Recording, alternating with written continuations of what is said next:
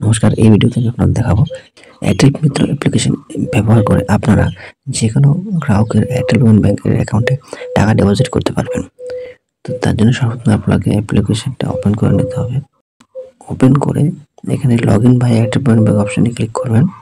তারপর এখানে phone number আর পাসওয়ার্ড দিয়ে লগইন করে নেবেন। লগইন করার পর তারপর এরকম একটা ইন্টারফেস দেখাবে। তারপর কিছুটা নিচে চলে আসবেন, এখানে লেখা থাকবে ডিপোজিট। ডিপোজিটে ক্লিক করে নেবেন। তারপর এখানে আপনার মোবাইল নাম্বার, কোন গ্রাহকের অ্যাকাউন্টে টাকা ডিপোজিট করবেন সেটার নাম্বার দিয়ে দেবেন। এরপর এখানে দুটো অপশন আছে, একটি হচ্ছে অন ব্যাংক আর একটি হচ্ছে আদার ব্যাংক। যদি আপনি আপনার নিজের অ্যাকাউন্টে ডিপোজিট করেন তাহলে অন ব্যাংক করবেন, আর যদি আদার অ্যাকাউন্টস করেন তাহলে আদার অ্যাকাউন্ট করবেন। এরপর এখানে অ্যামাউন্ট টাইপ করে দেবেন, আপনি কত টাকা ডিপোজিট করবেন। অ্যামাউন্ট টাইপ করার পর এখানে প্রসেসে ক্লিক করে নেবেন।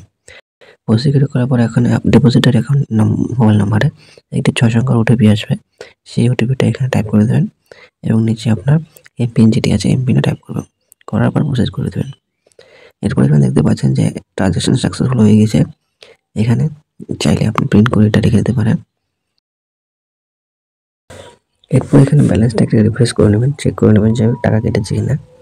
তারপর এখানে আপনার নিচে দিয়ে কমিশন দেখতে পারবেন, এখানে আপনি কত কমিশন পেয়েছেন সেটা দেখতে পারবেন। তো এইভাবে বন্ধুরা আপনারা এয়ারটেল মিত্র ব্যবহার করে যে কোনো গ্রাহকের অ্যাকাউন্টে টাকা ডিপোজিট করতে পারবেন। ভিডিওটি যদি ভালো লাগে তো অবশ্যই একটি লাইক অ্যান্ড শেয়ার করে দেবেন।